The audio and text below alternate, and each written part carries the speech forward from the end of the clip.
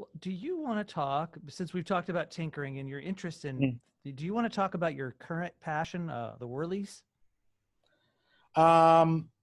Sure, I could. Unfortunately, I don't have any Whirlies right now that are intact that I could really Well, play. let me let the But audience know then, since we're not going to see it, what we're talking about. We're talking about the Wurlitzer piano that you I are. could bring you into a room full of ones that cannot be played. That'd be fine. I mean, so tell us what the Wurlitzer is and why do you care about it so much? Wurlitzer is an electric piano. Wurlitzer was a company that made a lot of different things. They made pianos, very mediocre pianos for schools. They made beautiful jukeboxes. Um, what else did they made organs, theater organs. So when you hear someone talk about the mighty Wurlitzer, they're usually talking about a great big theater organ. And there's a book about the CIA called The Mighty Wurlitzer. And I think the thesis of the book is that the CIA was kind of playing the world like keys of this massive organ, a theater organ. But Wurlitzer electric pianos were their attempt at competing with the Rhodes electric piano. And it was just designed to be kind of a practice piano that you could listen on in headphones. And they were marketed with the idea of, they show a little girl playing it, and it was like, she's practicing the piano, and you don't have to listen to it. That's That was always the a good idea. point. Right. But they also were marketing them as a piano that was fully portable and you could bring to gigs and things like that because it didn't have a soundboard and it wasn't heavy. Although the 50s versions of them were in fact 80 pounds, and with two people you can really hurt yourself transporting them. So I played one in a couple of different bands, and I was playing it because I don't like playing synthesizers very much, especially ones that don't have touch sensitivity. And I feel like a lot of my style of playing involves really messing with the pedal point and blurring, going between kind of blurring notes and not blurring notes and playing with the subtleties of using the pedal. And most keyboards, you can't do that. You can actually, Roland stage pianos are not bad about that. They have half pedaling, but really, if you want to do half pedaling and you don't have a piano, Wurlitzer is your best bet. So I settled on that as my portable instrument with this band, the Dan Emery Mystery Band that I was gigging around with. And if you are traveling with the Wurlitzer and playing with it, you really, it behooves you to learn how to switch out the tone producing reeds. So Wurlitzers are the piano equivalent of an electric guitar, which is to say, when an electric guitar is unplugged in, you can hear it. It's just not very loud. Same with a Wurlitzer. They have a real miniature piano action in them, and the hammers are hitting little tone producing reeds instead of strings. This room is a mess. I didn't really vet the room to make sure it was okay. This is kind of my work room here. So this is an early 60s version of a Wurlitzer. And it's not on, and you'll still be able to hear it kind of. Maybe a little. I don't know how our reception is in here. I can hear it. Yeah. So this one needs a lot of work. And this is a later 60s one. This is a better instrument. This is really a classic 140B. Oh, and there you can see what's going on there. Look at that note right there. As I push the key down, the damper lifts off, and the hammer is hitting the note. Mm-hmm. So So I got pretty good at fixing my own Wurlitzer, which I was beating the heck out of. And when the Flash animation dried up, that was one. Okay, so what had been happening was I was making my living doing a succession of software-oriented audiovisual jobs. At first I was doing video compression, and then I was doing Flash animation. And every few years the technology would change, and whatever I had learned how to do would kind of go away. So it was just psychically exhausting, and I wasn't in a very good place when Flash disappeared, and it disappeared very gradually. And I just couldn't bear figuring out what the next thing was that might last a few years that then was going to go away again. I just didn't want to do it. So I decided the answer was to become an expert in something that wasn't going to die because it had already died. Or almost died. So first I thought record cutting was the thing. That was going to be the thing. And in fact, I was getting into this right around the time that the vinyl revival was happening, and I was doing boutique one-off record cutting. But eventually it just turned out there was too much competition, partially because of the website I had created on how to do record cutting. People had gone into the field of record cutting because of what they learned on this chat forum. And some of them just had much better skills and much better equipment, and I couldn't compete. You are the Eli Whitney of a modern vinyl. I don't know. No, it was just there. The thing is, I'd started this chat forum before anyone was really interested in the topic. And then when the vinyl thing hit, it just happened to already be there. So it was just luck. Yeah. So I had kind of put out a shingle on my website of these are the various weird things I can do. There were some other ones. I don't even remember what. And the Wurlitzer thing turned out to be the one that kind of hit. And so I've gotten better over the years, and I've gotten some good reviews from people, and I'm able to keep it going. It had been a long interest. When I was 20, I'd thought maybe I wanted to become a piano tuner. And I thought of interning back then with a piano tuner, and a piano tuner told me, if you become a piano tuner, you will never want to play piano again. You're going to have to choose between becoming a piano tuner and becoming a musician. Yeah. And I'm not positive that's true. I mean, it is true. I haven't written many songs since the business has taken off, but I think that's temporary. I think that'll change. Is the Wurlitzer what's playing in the taxi, the sitcom Taxi theme song? Is that the sound of the Wurlitzer? It wouldn't Bob James song, me, but I can't remember. I don't know. It could be a Fender Rhodes too. Yeah. Is there a recording of a Wurlitzer you could recommend that's famous that we could? Well, all of Supertramp's hits, most of those they were a Wurlitzer heavy band. I think they sometimes even had two guys playing them at the same time. So like Dreamer or the Logical Song. Yeah. Two. Oh, wow. I'm not sure I'm right about that. It might have just been one. What's the difference between the Rhodes and the Wurlitzer?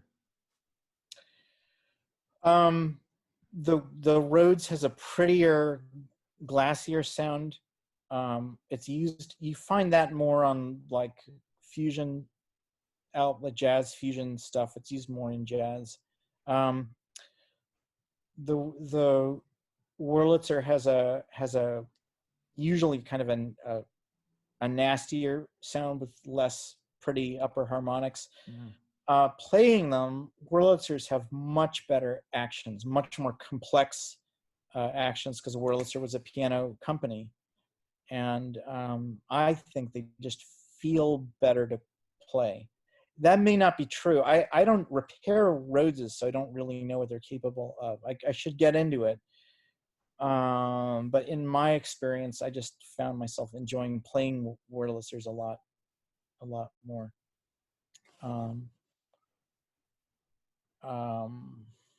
Yeah. By the way, I'm currently obsessed with Bo Diddley, who's behind my head Yeah. here, and he was sort of I'm more in the more I learn about you, the more I am in awe of him. And he was a tinkerer. He built his own guitar. Mm-hmm. See in this. The story I read was that he built that square guitar. Here, I'm going to pin you so we can look at it, because right now they're not looking at you, they're looking at me. There we go. Oh, He built that because he injured his groin with a regular guitar. So he wanted a guitar he really? could move with. Wow. Okay. Interesting. I had heard that. Not only did he make his own guitars, he also made his own electronics, and that intense tremolo sound that you hear on a lot of his songs. I guess I didn't know this. That was not a very common thing to hear. I don't know if he was the first. I wouldn't be surprised if it always turns out that Les Paul was the first. I don't know that, but he certainly got a unique sound out of the stuff he did, and he built his own electronics, apparently out of auto parts. He was generally a Renaissance man. Here we have Bo Diddley's a gunslinger, and it turns out that he became the deputy sheriff of his town at some point. I thought that was just a Zevon song. I didn't realize there was actually an album called that. Oh yeah, yeah. There's also Bo Diddley's a Lumberjack, which is a wonderful I listened song. to that today. Yeah, that's a great one. He was progressive in so many ways. He maybe because he actually, I don't know if that he, so this is so let me pull that up. This is I was just playing around today, and this is a wall of rock and roll nerds. This is we've got Brian Wilson of the Beach Boys here. We have nerds and dorks. We have Daniel Johnston. And this could be unfair. This could be people who just look nerdy. I mean, was Buddy Holly actually a nerd, or was he just a guy with glasses? He had a persona. The Roaches, of course, who reveled in their nerddom to the degree that they have an album called Nerds. And I think Bo Diddley was sort of a nerdy guy in a way, in spite of the fact that he also phenomenal capacity to brag about himself. I think he was such a Renaissance man that he was both a lover blues man and a nerd. But check this out. I mean, there's not that much kind of memorable looking or anything about him. He didn't have certain kind of pop star thing going on. So but he knew how to make a good presentation. So I don't know if that's why, but if you see video of him, there's one especially amazing clip of him and his band. It's part of the Tammy Show movie. And he usually had a woman in his band playing guitar. I don't know whether that was because of the theater of it at the time or the novelty of it at the time, but it was also really frickin' progressive. I can't think of other male performers in that era who had women in their bands. I can't think of anyone. Maybe it was the thing, but it certainly doesn't come out. He had at least two women in a row who he, and they would just do these kind of weaving rhythm guitar patterns. And that's cool. And it sounds like he was well loved among his bandmates. Seems like he was a good guy. He was maybe not a perfect guy, but definitely a good guy. Oh, we've got some more nerds here. We've got I'm just playing around with this. I don't know why. Maybe just because I was like, okay, we've got some Diddley records here, but then of course they might be giants who went to my high school, though I didn't know them. They're of course heroes of nerd rock, and Jonathan Richman. Mm-hmm. So I don't know. It's just something I'm playing around with. Just trying to maybe find some little I don't know. One does not want to over-identify as one thing, and I think that's kind of cool. I mean, that's another thing that's kind of cool about Bo Diddley. It's like in this song, he's just taking on all these different personas. I Mhm. think there's another one called Bo Diddley's an Outlaw. You know, But it's not the but same kind of eclecticism as like what Billy Joel was doing. This is more more playing with your head, more maybe more like an Elvis Costello type thing. oh, there's another nerd. Yeah. Elvis. I What guess do you he what do looks you like Buddy Holly, but he doesn't sound like a nerd. Yeah. That's pretty Well, intense. I'm not sure any of these guys are really people. The Roaches are probably, of all of them, the ones that revel the most in their They nerddom. might be giants too. I think they. Yeah, oh yeah, they Yeah. might be giants, yeah. Um, wait, well, Elvis Costello thing. What do Yeah, you it mean? was about the different personas. Like Joe Jackson did it too. There's certain artists that like to change how they're presenting themselves, maybe from album to album. Okay, But Bo did Elvis Diddley, I don't Costello think. really do that? I mean, he had a consistent persona, Who's that? Elvis Costello? didn't he? Oh, well, no, he really did change his persona. I mean, yeah, no, there's a big difference between an Imperial Bedroom, which is a very slick kind of sounding record, and Blood and Chocolate, which is very gritty. He really did change it up. And But Spike, you're talking about musically as opposed to his I, projected yeah, self. I didn't see him live, but maybe twice. So I don't suppose his show, he wasn't like a David Bowie where the show was different each time. It was the same Right, that's show, what but it the was. albums were different. So Sure. what's Bo doing? Well, Bo does not get enough credit for being eclectic. In fact, he's phenomenally eclectic, but not. It doesn't change from album to album. I'm just saying in any one individual album goes all over the place, but he has this probably a finite number of places he tends to go on a given album. So he's got usually at least one kind of Bo Diddley beat song. Um, but by the way, that's often not the drums doing that. One of his things that he would generally apparently tell pickup bands is, don't play the Bo Diddley beat. I play it. So they're doing it on, he's doing it on the guitar, and Yeah. it's playing off of what the other instruments are doing. So usually there's one of those. Then there's usually a Bo Diddley's something song, you know, like some kind of tall tale part of creating this legend, this character, because that's not his name, you know, he's Elias McDaniel. And then there's usually an insult song. The big one was Say Man, but there's at least 3 of them, and probably more, which are just about him and Jerome Green, his maracas player, just insulting each other. And then there's usually a ballad, kind of a doo-wop song, kind of a slow jam thing. Then there's usually a couple of wild guitar instrumentals, crazy stuff, and then some other just wacky stuff. Maybe a cover of something, maybe a country song, you know.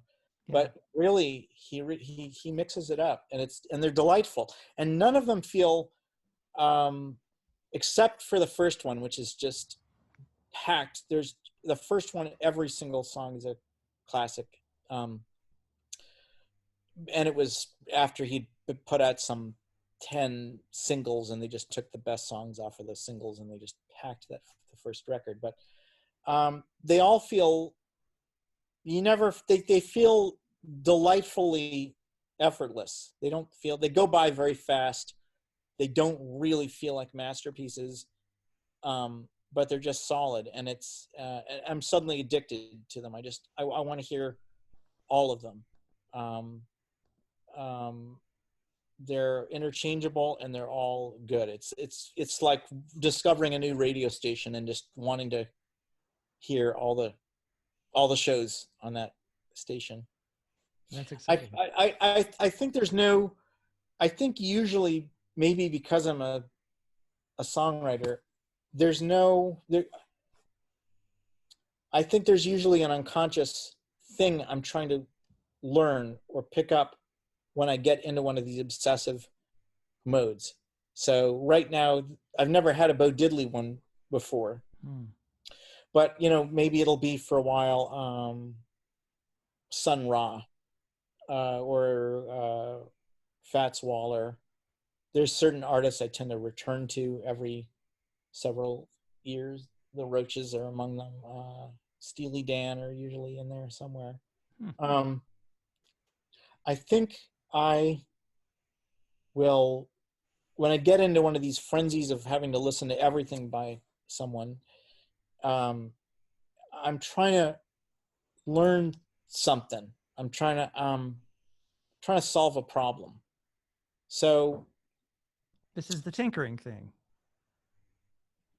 I guess so. I'm trying to solve a problem as an artist. Trying to solve a problem, maybe in recent years, because I'm now in my 50s and haven't really, and have like a dramatic backlog of stuff that I haven't finished and presented.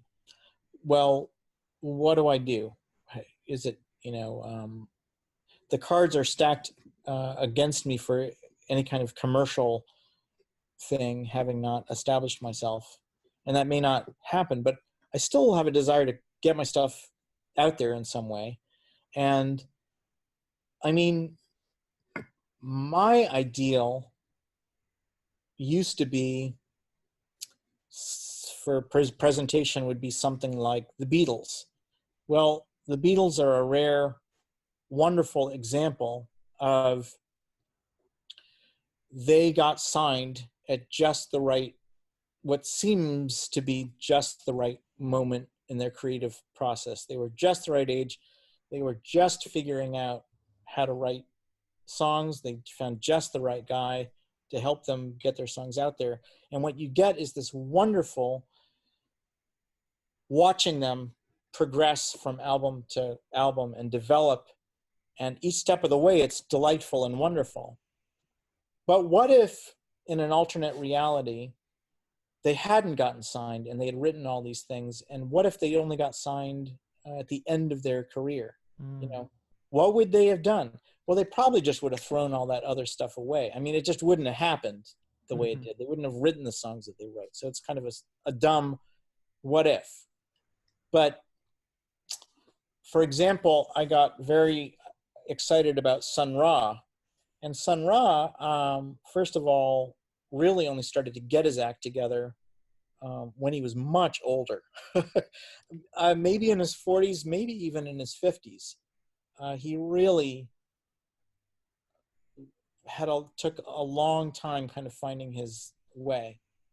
And then when he got a band together in the 50s, wrote a lot of stuff, was constantly recording things. A lot of them were home recordings, and then once in a while he'd get into a studio and do these mammoth recording sessions.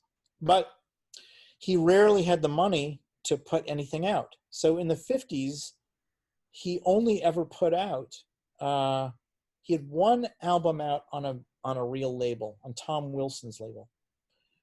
Tom Wilson became known as was a very important 60s era producer, produced Dylan's early Electric albums, and had a lot to do with the kind of folk rock thing. Produced the Velvet Underground and Dylan and Simon and Garfunkel, and but he recorded Sun Ra. I'm making this take too long. No. The bottom line is Sun Ra only put out, I think, about 3 records in the 50s, and 2 of them were self-released records, and 1 was on a label. And he had recorded about 10 albums worth of material.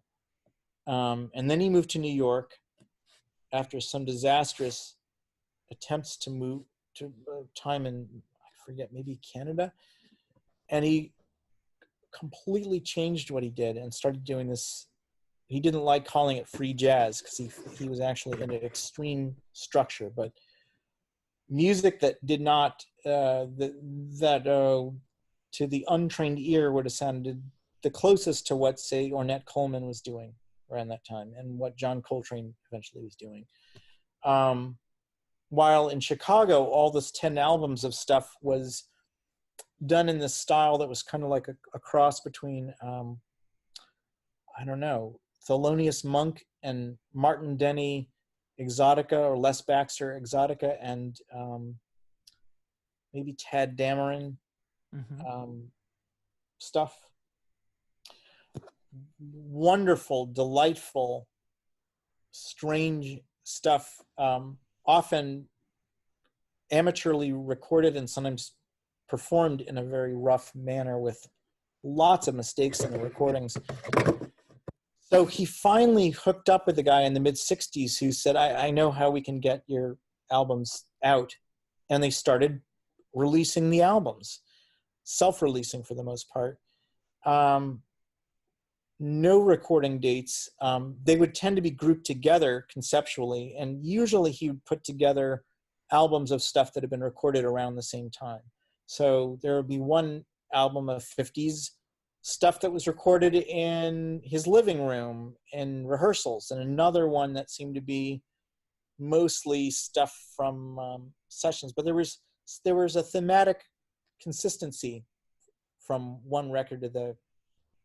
Each record had a certain consistency to it, but eventually he put it all out there. Sometimes years after it was recorded, and it must have been utterly confusing to someone trying to figure out who he was and what he was about, because you buy an album, there's no recording dates on it, and it sounds like this wild big band stuff, very tonal, and you buy the next record and it's just a bunch of wild squawking and electronic echo effects and people making odd vocal sounds. And then you put on another one and it's the band playing Asian instruments that they've never picked up before. So is this a potential model for you? Are you looking for ways to yeah, like solving problems. Like, what do I do now? Earlier, when I saw you, I visited you last, I think it was early in the winter, January, February, and you were on a Thelonious Monk kick at that point, and you were fascinated by his revisiting of material, releasing it, but then revisiting it. Yeah, so that's another model. The idea of like, well, you don't have to choose that you're going to record a song just one way. So I have certain songs that have performed a lot of different ways over the years, and I don't necessarily have one way that I like, you know. So yeah, just trying to find solutions on how to present myself. If I feel like what if I feel like I wrote a bunch of songs in a certain year, but I never recorded them? Or maybe I did record them, but they were kind of awful recordings. So you don't feel about your recordings the way you feel about your songs. The recordings, do they ever grow on you the way the songs do? Usually if something bugs me, it never stops bugging me. There's some exceptions to that, you know. Yeah. So there was a batch of songs that I wrote in the later 90s and recorded a demo album in an afternoon. And a lot of people really liked that demo album. They were supposed to be demos for an album I never did. 9/11 happened and I got a drummer I was going to work with died, and maybe I would have been derailed anyway, but I got really derailed and just never recorded it. And it bugs me because I feel I know what I wanted those songs to be. I know what I wanted them to sound like. I know how I wanted to do them. And I certainly know I wanted to perform them better and often in keys better suited to my voice. And it's some of my best stuff. And yet I don't feel I did it justice, you know? This is kind of what we were talking about earlier. Now, I love this record, and I've told you so, but it doesn't matter to you because you really know what you want to do, and you haven't got it there yet. Yeah, and yet I know that it's funny because often when some artists revisit their material, I don't like it. I find myself often liking the earlier versions. Yeah, do you know William Wordsworth, the poet William Wordsworth? Old poet from like 1750 or something like that. His most famous poem was this book-length thing. It's about this thick, but it was Yeah. supposed to be, that was supposed to be the first part of a huger poem that he was going to Yeah. write. And he wrote most of it when he was a young man. He spent the rest of his life fixing it. And Uh-huh. you can see like 3 or 4 versions of it. And I read this thing, and I read a version where you can see the version that he wanted as an old Yeah. man, as an experienced poet.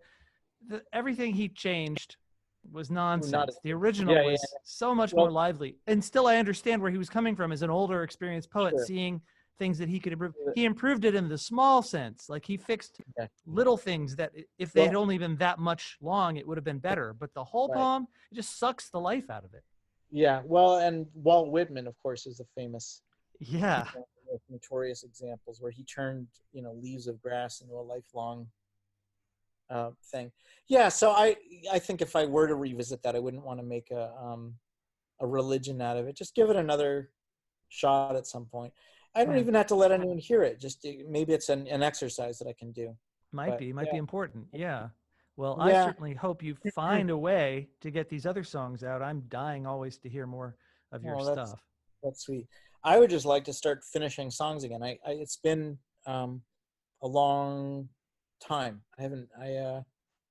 Haven't been finishing anything, and I think it's just because I decided I had to kind of work on stabilizing my income because I Yeah. felt like the fact that I hadn't focused on that had actually gotten in the way of a lot of being creative, you know. So I'm just trying to find balance with all that, finding a balance of energy and working, not working so much that I'm exhausted and can't be creative. Just balance. Yeah. That's the that's my that's my goal. Um, we must have been talking for a while. I'm a little Probably about an, I may have to turn this into part 2 and then part 3. It's very okay. long, but Okay. fantastic. Is there anything else we haven't covered that you'd like to talk about? Well, I don't know. I can't. I have no perspective on what's interesting to people. I'm trying to keep focused on the idea that if I'm going to talk about it, I want to make it. I guess I've been trying to talk about creative stuff in terms of process because I feel like the people watching this are likely not to know my music, and so it Mm-hmm. just seems like it'd be more useful as a couple guys talking about their processes or something. Yeah, no, it's been very interesting to me because as long as I've known you, I don't know that much about your process. Mm. I'm more a recipient of the product, and I've actually based my songs from what I've learned from you has mostly been as a result of your product and not so much your Mm. process. So that's kind of Oh, interesting.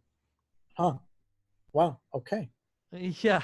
So it's helpful for me, although it's a little late now. It's helpful for me as a songwriter to say, well, you were chasing after something you heard, but he didn't Mm. get there the way you thought he did, and you tried to get there the way you thought he got there, and you got a different place.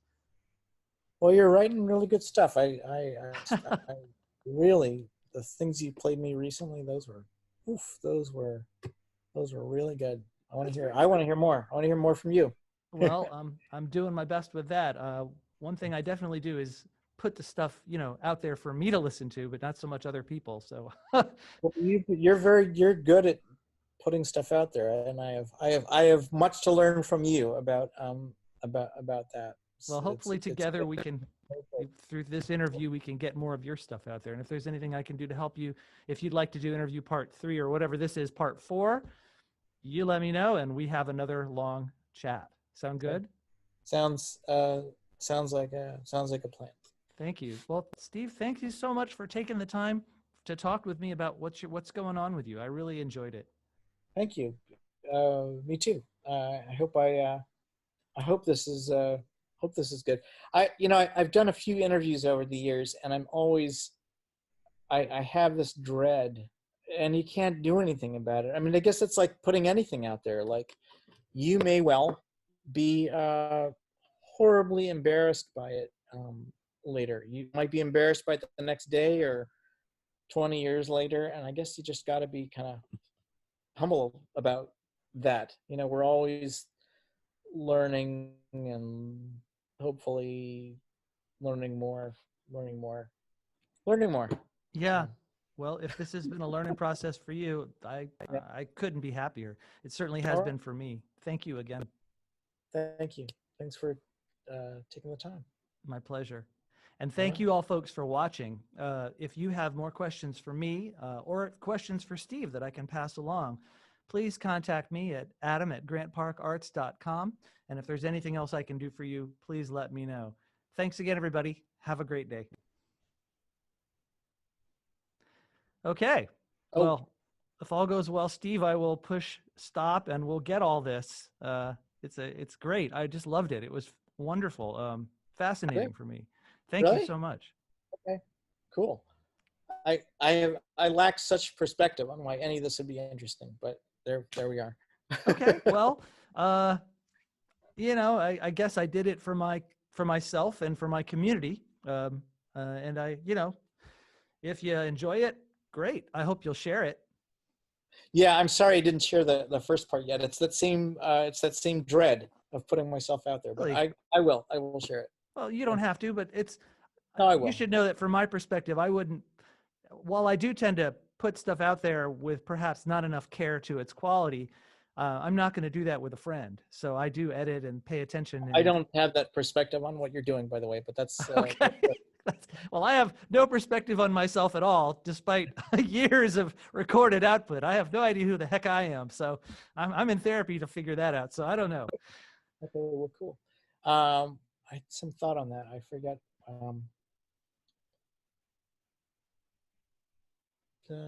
Putting things out there, perspective. I don't know. I can't think of it. I know what I wanted to say. I think you're a very good interviewer. So my saying, I don't know why anyone would want to watch this is not I don't want you to hear that in any way as a diss on what you're doing. I just can't. I don't have perspective on what anything I have to say might be interesting, but I'm also trying not to be self-conscious. So I just can't tell. Right. Well, I think, you know, your songs are they're part of the foundation of my life. And I think a lot of people feel that way. And I know you don't necessarily feel like that person. Yeah. But if you could intellectually know that some people feel that way about you and your songs, they, you know, they want to get to know you and what you do. And I think you know that on some level, otherwise you wouldn't have done the interview. Yes, I think so. Yeah. I guess so. Yeah. Or hope so. I guess that's it. Absolutely. All right. So good. Thank you. Thank you. We'll talk to you soon. All right. Talk to you soon. Bye.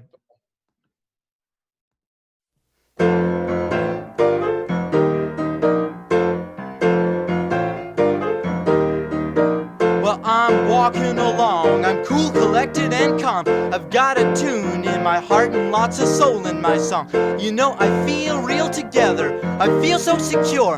Then I see you approaching and my jaw hits the floor. I get tongue-tied, mouth-dried, speechless and dumb. I keep searching for a sentence, but the words won't come. When I don't have a clue as to what I can say, who saves the day but my friend Roger? My thesaurus is my best friend. My thesaurus is my best friend. He's my companion, pal, compatriot, my buddy till the end. My thesaurus is my best friend. When I talk to you, my mind draws a blank. I've got a hole in my head, I've got a leaky think tank. You know, I get real gauche, I get so je ne sais quoi. Roger is the way I stay away from faux pas. He is the key to winning your heart. He keeps my conversations from falling apart. He gives me the words that I need to get by, to be a wicked with a do, to be a groovy cool guy. My thesaurus is my best friend. My thesaurus is my best friend. He's my companion, pal, compatriot, my buddy till the end. My thesaurus is my best friend. My thesaurus! My thesaurus is my best friend. My thesaurus! My thesaurus is my best friend. You make my heart pound, flutter, throb, pulsate and beat. You kindle my tinders, you put me in heat. I hunger and I hanker, craving, lust and yearn for you. I desire and adore, and panting, gasp and burn for you. You're the cat's meow, the apple of my eye, the bee's knees. I wish you were my darling, precious sweetie pie, my main squeeze, so I could gratify, excite, caress, debauch and stimulate you, seduce, arouse, ignite, inflame, make love and consummate you. My thesaurus is my best friend. My thesaurus is my best friend. He's my companion, pal, compatriot, my buddy till the end. My thesaurus is my best friend. My thesaurus is my best friend. My thesaurus is my best friend. He's my companion, pal, compatriot, my buddy till the end. My thesaurus is my best friend.